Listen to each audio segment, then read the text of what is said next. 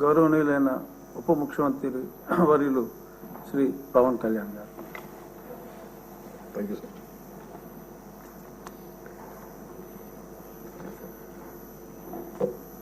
Deputy speaker ఈరోజు ఎన్నికైన శ్రీ కనుమూరి రఘురామకృష్ణరాజు గారికి మనస్ఫూర్తిగా నా శుభాకాంక్షలు తెలియజేస్తూ, గౌరవ ముఖ్యమంత్రి శ్రీ నారా చంద్రబాబు నాయుడు గారికి, గౌరవ శాసనసభ్యులకు, మంత్రివర్గ సభ్యులకు, ప్రతి ఒక్కరికి నా హృదయపూర్వక నమస్కారాలు. గత 5 సంవత్సరాల కాలంలో కానీ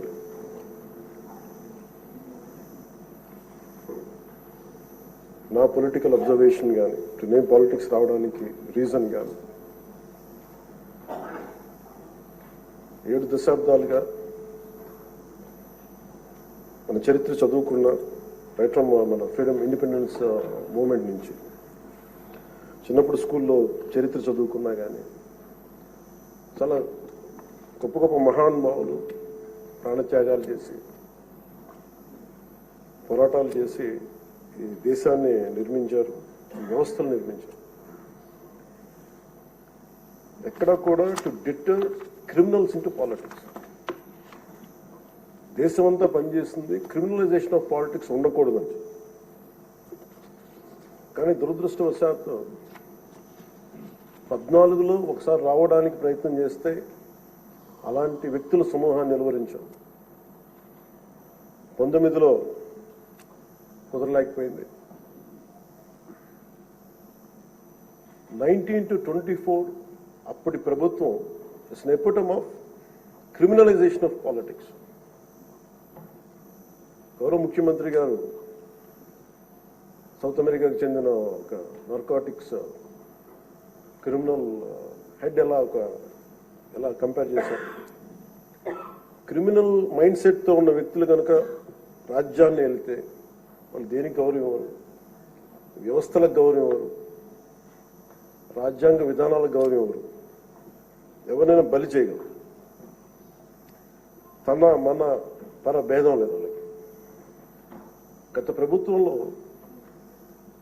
రఘురామకృష్ణరాజు గారు ఎంత బాధించారో చూస్తే, దానికి ముందు వరుసగా చూస్తే సుప్రీంకోర్టు జడ్జెస్ని వదలలేదు, చిన్నపాటి కార్యకర్తల్ని వదలలేదు, ప్రతిపక్షంలో ఎవరిని వదలలేదు. స్వయాన వాళ్ళ పార్టీ తరఫున గెలిచి ఎంపీగా ఎన్నికైన రఘురామకృష్ణరాజు గారిని విధానాలతో విభేదించి ఆయన ఎంత ఇబ్బందికి గురి చేశారో, శారీరకంగా, మానసికంగా, అన్ని రకాలుగా. ఒక ఎంపీకి ఒక తీసుకెళ్లి అరెస్ట్ చేస్తారు, ఏదో ఇబ్బంది పెడతారు, అట్లా ఏదో అనుకున్నాం. కానీ ఆయన మీద ఒక 3rd degree మెథడ్స్ వాడటం, బెదిరించడం. ఆ రోజున గౌరవ ముఖ్యమంత్రి కోసం నేను కూడా స్పందించాను. భయం వేసింది మాకు, ఆయనకి ఏం జరుగుద్దో అని. చాలా ఆవేదన కలిగింది. చాలా బలమైన ఇబ్బందులు ఎదుర్కొన్నారు.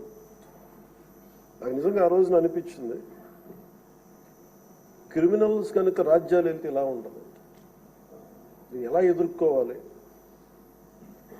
సో ఈ ప్రభుత్వం తాలూకు వ్యతిరేక ఓటుని చీలనివ్వకూడదన్న నా ఆకాంక్ష ఈ రోజున మిమ్మల్ని ఈరోజు డిప్యూటీ స్పీకర్ పదవిలో చూస్తుంటే నిజంగా నేను ఆ రోజు నా ఆవేదన, నా ఆక్రోశం ఈరోజు మీ రూపంలో డిప్యూటీ స్పీకర్గా మీరు ఉండటం నాకు నిజంగా చాలా చాలా ఆనందించింది.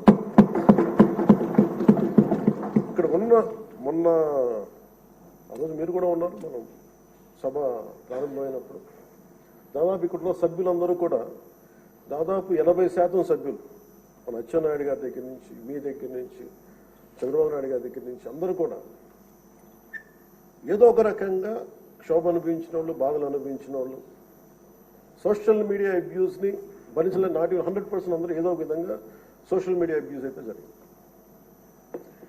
ఇలాంటి పరిస్థితుల్లో మనందరం కలిసికట్టుగా ఉండి ప్రజాస్వామ్యాన్ని కాపాడినందుకు మనస్ఫూర్తిగా ఈ సభకు నేను మనస్ఫూర్తి ధన్యవాదాలు చెప్పుకోండి మీతో.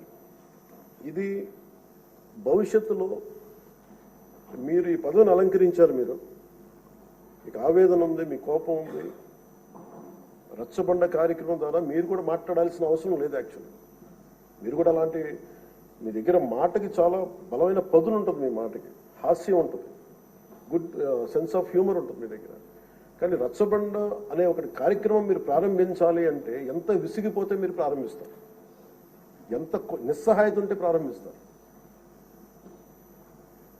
నేను చాలాసార్లు అనుకుని ఇంత అడ్డగోలుగా క్రిమినలైజేషన్ ఆఫ్ పాలిటిక్స్ జరిగితే ఎవరు రారాని అనుకునేవాడిని.